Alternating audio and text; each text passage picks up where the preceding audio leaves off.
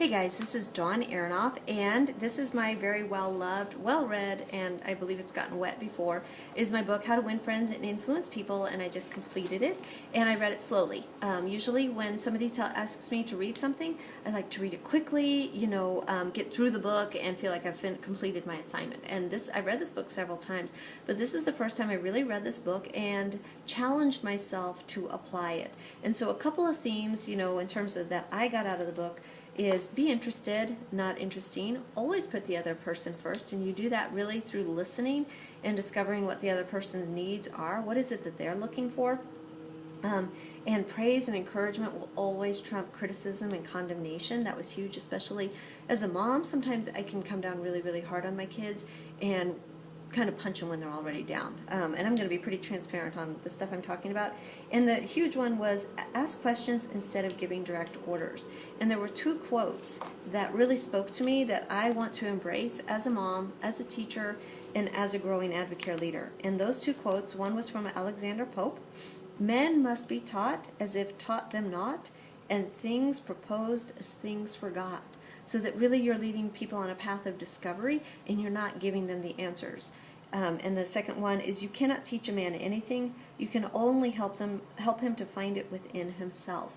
And I think as a teacher and as a mom, I feel like I've always been in a position of being able to provide the right answer, being able to be correct, and also understanding that it's not my job as an advocate leader, and it's not my job as a mom, and it's not it's my job as a teacher to always provide the right answer. My better role in able to, as the title said, to win friends and influence people, is to allow people, to show them a path where they can discover those answers by themselves. And that was huge, huge, huge to me, to stop feeling like I had to be right all the time.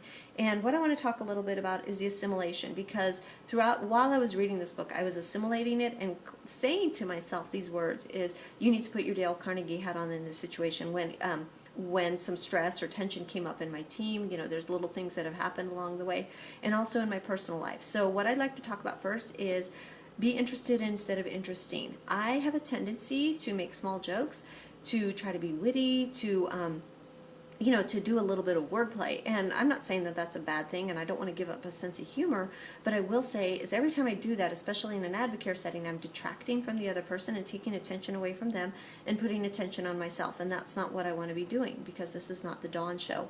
So a good example was last weekend I was working at a booth, and this couple walked right by me. And I wasn't even pegging them as oh my gosh, they're the advocate people. But I wanted to talk to them about their dog. They had a gorgeous Chow Chow. I mean, she looked like a bear lion. And so I stopped them and I said, "Wow, your dog is so beautiful."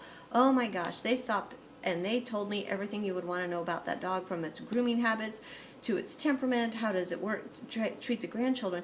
As the conversation and as they were talking about their dog went on, they physically started walking me back to my booth and started asking me about questions about Advocare and became retail customers. Now, I'm not saying it always happens, but I can pretty much guarantee that if I hadn't gone to them and shown interest in the thing that they really truly loved and cherished, they would have never talked to me about Advocare. So that was, be interested, not interesting, putting their agenda first and recognizing that agenda, which you can only do by asking questions and listening. Number two was on a personal front.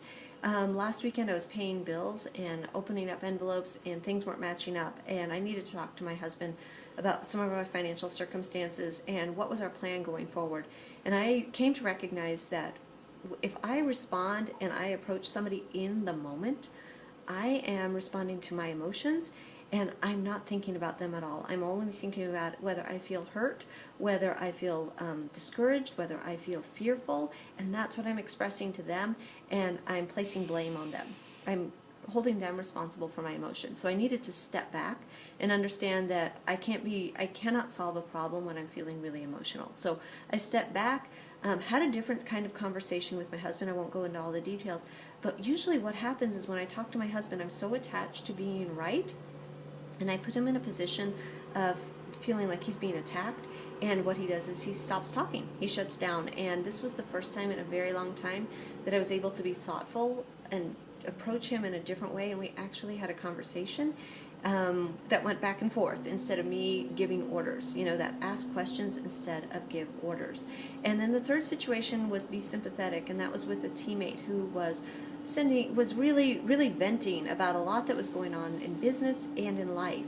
And I had to understand my first gut reaction was to give answers. You should do this, you should do this. And again, give orders instead of ask questions or be sympathetic. And I had to recognize that this teammate has everything, all the skills, all the attributes, it's all there.